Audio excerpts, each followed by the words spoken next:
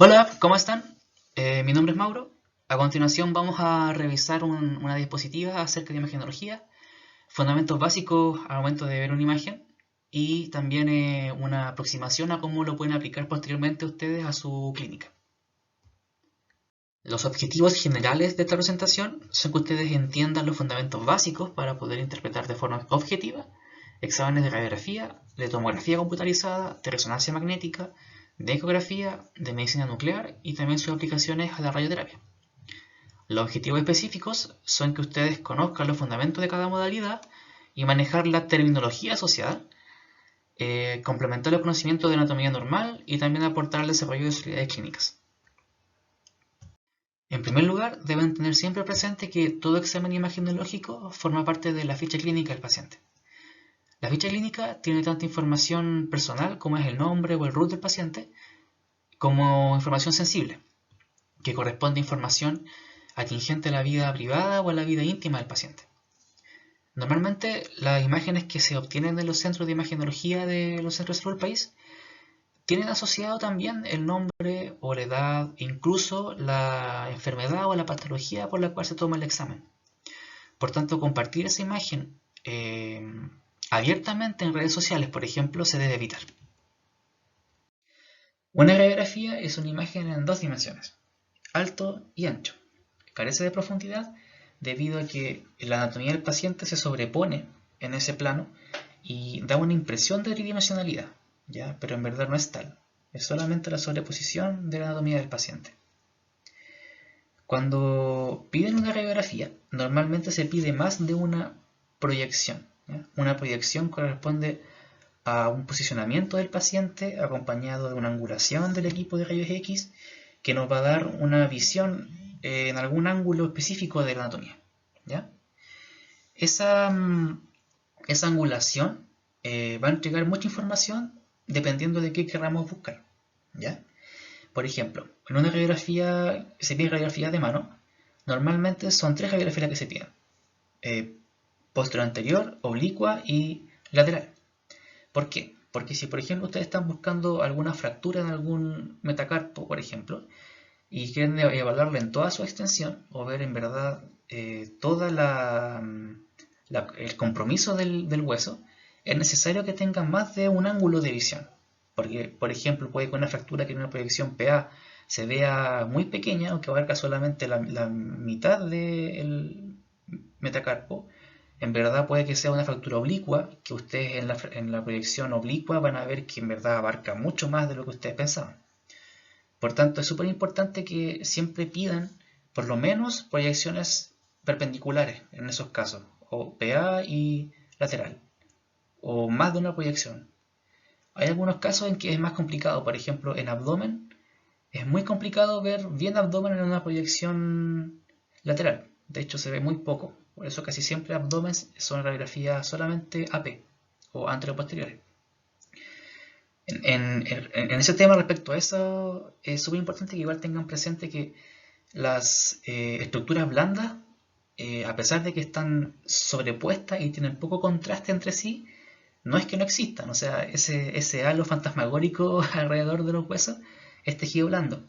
Entonces, si el paciente, por ejemplo, tiene algún edema asociado a una fractura y que no es evidente quizá a simple vista, se puede ver en radiografía. Se puede ver como una región un poco más radiolúcida, ¿ya? Entonces no olviden nunca la anatomía blanda o superficial, en este caso en muñeca todos los tendones, ligamentos, vasos, musculatura asociada, porque se puede ver alguna afección en esa región anatómica, aparte del hueso solamente. Ya, un concepto súper importante para que entiendan bien por qué una radiografía se ve como se ve, es que la radiación se emite de forma isotrópica, ¿ya? Eso quiere decir que desde el punto de emisión se expande en tres dimensiones, en todas las direcciones del espacio. Esto quiere decir que nosotros cuando emitimos radiación, a pesar de que la máquina que la emite la enfoca, la dirige, selecciona cierto rango energético, de todas maneras, al salir del tubo de rayos X, la radiación conserva esta propiedad y es expansiva, ¿ya? Eso quiere decir que no es un haz de rayos paralelos como tales, sino que son haces que divergen desde el punto de emisión. Por tanto, cuando entren al paciente y cuando lleguen a la placa, van a ser haces que se están separando constantemente. Y eso influye en cómo la imagen se construye. Piénselo en el fondo que para que una imagen sea enteramente proporcional a mi cuerpo, si yo me tomo una foto, los haces paralelos que llegan desde mi cuerpo al sensor de la cámara son los que forman la imagen real o la imagen de verdadero tamaño. Pero en este caso los haces no son paralelos y por tanto la imagen que vamos a ver siempre va a tener cierto grado de distorsión. Ya siempre va a tener un poco de modificación de la anatomía real por la característica de radiación isotrópica que muestran los rayos X. Vamos a tomar como ejemplo una radiografía de hombro antero-posterior. ¿Ya? En este caso, esta radiografía se tomó en 0 grados. Eso quiere decir que los haces rayos X son perpendiculares al paciente, en teoría. El único que sería perpendicular sí sería el haz central. Los demás divergen por la naturaleza isotrópica de radiación. Sin embargo, por esta característica se conserva bastante bien la anatomía, en el sentido de que se ve bastante proporcionado a lo que uno esperaría ver en una radiografía. ¿Ya? Si el tubo estuviese angulado, se vería quizás algunas partes más elongadas o algunas partes un poco más acortadas. ¿Ya?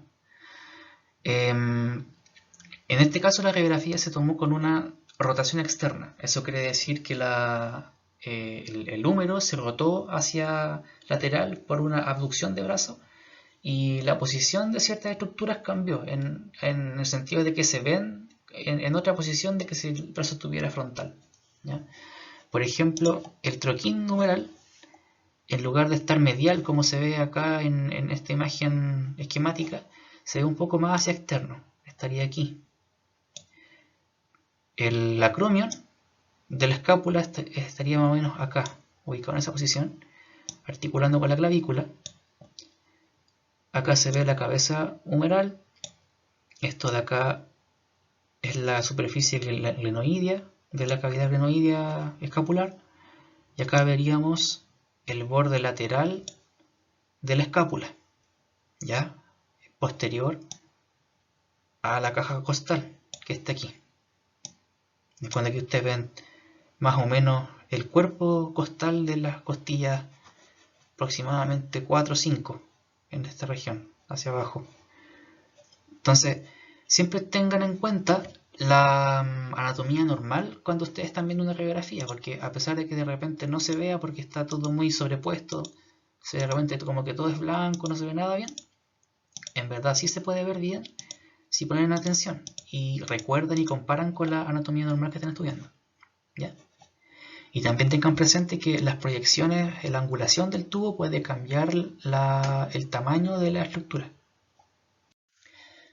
Algo muy similar a lo que les estaba contando recién se puede ver en esta radiografía. Es una radiografía axial anteroposterior oblicua de hombro o radiografía de Gard. La mayoría de las radiografías no convencionales tienen un nombre epónimo y consiste básicamente en que la paciente esta imagen apoye su hombro en el estativo, el hombro interés, haga un ángulo de 45 grados con el estativo y tome con su mano el hombro contralateral. De esa manera podemos hacer un ángulo también del brazo de interés con el estativo. ¿Y por qué es esto? Porque si tenemos nuestro haz central aquí, que parte hipotéticamente de acá, e incide en el hombro de la paciente aquí, va a ser un recorrido de este tipo en la anatomía de la paciente y va a impactar acá, ¿cierto? Si el húmero de la paciente está aproximadamente en esta región, allí, vamos a ver que hace un ángulo recto o perpendicular con la región de interés que es el hombro, la articulación glenohumeral. Sin embargo, los haces divergentes por el carácter anisotrópico de la radiación van a tener esta dirección y el húmero hacia distal se va a elongar, ¿ya? Va a tener una longitud mayor de la que tiene el hueso real de la paciente debido a que los haces que forman la imagen de esta región van a tener una dirección más abierta y van a hacer que el hueso, entre comillas, se alargue hacia posterior, hacia distal. ¿Okay? Esto, en el fondo, en esta radiografía no es tan importante porque importa la región del hombro, más que el húmero distal. Entonces, si identificamos alguna estructura acá, podemos ver que tenemos la clavícula, desde acá, aproximadamente la clavícula, el acromion, aquí, la glena, escapular y la cabeza humeral. Aquí está claramente definida, ¿ya? Todo lo posterior es tejido blando y se toma de hecho esta proyección justamente para que lo único que se sobreponga a la cabeza humeral sea tejido blando. Y así podemos identificar lo que es una fractura de impactación, que en este caso, como se ve en la figura, de mejor manera. Y si dibujamos acá la fractura, vemos que tiene este recorrido allí, y acá hay un fragmento óseo que se separa de la cabeza humeral hacia el costado, ¿okay? Entonces por eso se toma esta proyección, para evaluar lo mejor posible esta estructura, la cabeza humeral. Si se fijan, la imagen tiene como que la impresión de que fuera tomada desde arriba, como que veámoslo desde arriba. Y es precisamente para poder evaluar de mejor forma. Y por eso también se sube el brazo de la paciente con este ángulo descrito acá, para poder ver bien la relación entre el cuello humeral y la cabeza humeral. Entonces, ahora para ver el efecto de magnificación, vamos a evaluar una radiografía de cráneo, ¿ya? Que se toma con dos proyecciones, en este caso AP y PA. La divergencia de haces es la que juega aquí. La posición PA del paciente, en este caso, en la imagen de acá arriba, el hace entra por su nuca y sale a la altura aproximada de las órbitas e incide acá. En la AP incide a la altura de la órbita y sale a la altura de la nuca. Entonces el haz central en este caso no varía su dirección, pero sí varía mucho cómo los haces divergentes desde la central van a hacer que cambie la anatomía que se observa, que cambie cómo se observa.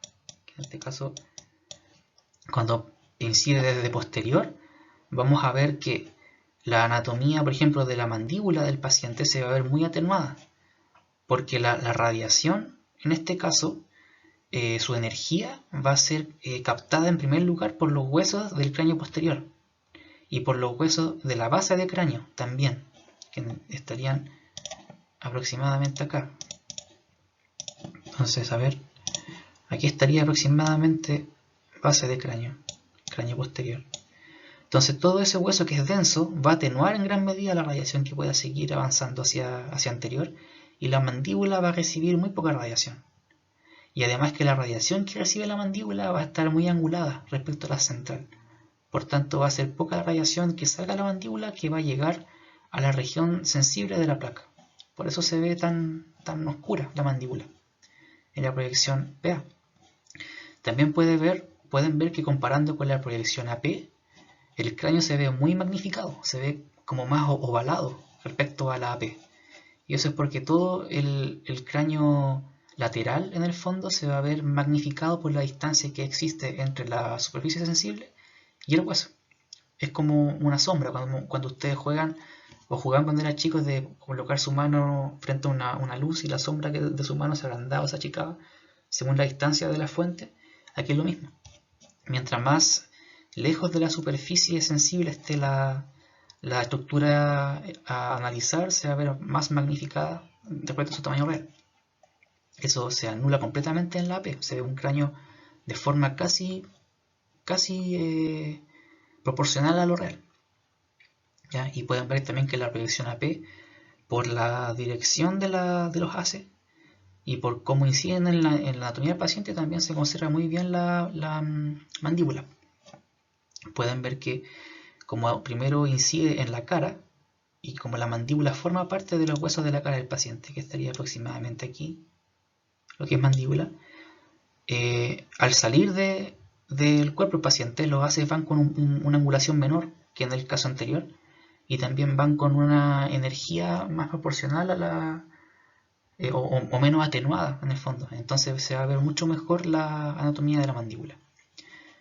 Además, se deberían ver menos magnificados las órbitas en la proyección PA respecto a la proyección AP, por la distancia entre la estructura y la placa sensible, ¿ya? Y también obviamente toda la cavidad paranasal y toda la cavidad nasal debería verse más real a lo anatómico en la proyección PA que la AP, ¿ya? Por último, analizar una radiografía de cráneo de Caldwell, una proyección posterior anterior, comparar en el fondo dos angulaciones distintas desde el haz central para ver cómo afecta eso la imagen final. El haz central en el fondo es el haz que te va a dar en la región central de la imagen. Por tanto, si tú tomas un haz central en este caso de 15 grados, como está aquí, ese 15 grados, va a recorrer así y va a llegar a la órbita del paciente, ¿cierto? Aproximadamente la órbita. Entonces, la región central de la imagen va a estar acá y todo lo que vaya hacia superior y hacia inferior van a ser estructuras magnificadas. Y se ve mejor la órbita acá, que esta radiografía de acá. La proporción de la órbita en el fondo se ve súper bien, aquí las dos órbitas, y también la definición de la imagen es mucho mejor en esta región que en la región superior e inferior, ¿ya? En la otra imagen, donde tenemos una angulación de 30, el haz central va a incidir más abajo en lo que es el rostro del paciente, aproximadamente en la nariz o la región nasal. Entonces se va a ver con mayor definición la región nasal. Pueden ver que incluso se ve mucho mejor la cavidad aérea de los senos paranasales. El seno maxilar se ve en parte un poco ahí bien, la cavidad nasal se ve mejor, los senos etmoidales se ven un poquito mejor allí, un poquito más hacia posterior que acá. Acá se ve como que fuera solamente tejido, incluso como tejido blando, pero acá se ve mejor la cavidad aérea. ¿Por qué? Porque la región central de la imagen está en la nariz, ¿ya? Entonces, el haz central, aparte de ser un punto de referencia de las direcciones de los rayos X, también va a dar el área de mayor definición de la imagen. ¿Ok? Bueno, no me queda más que agradecerles de todo corazón su atención, haber llegado hasta esta altura, y desearles lo mejor este semestre. En el próximo video vamos a analizar los temas de tomografía computarizada y de resonancia para que complementen con su estudio anatómico. Así que mucha suerte y mucho ánimo.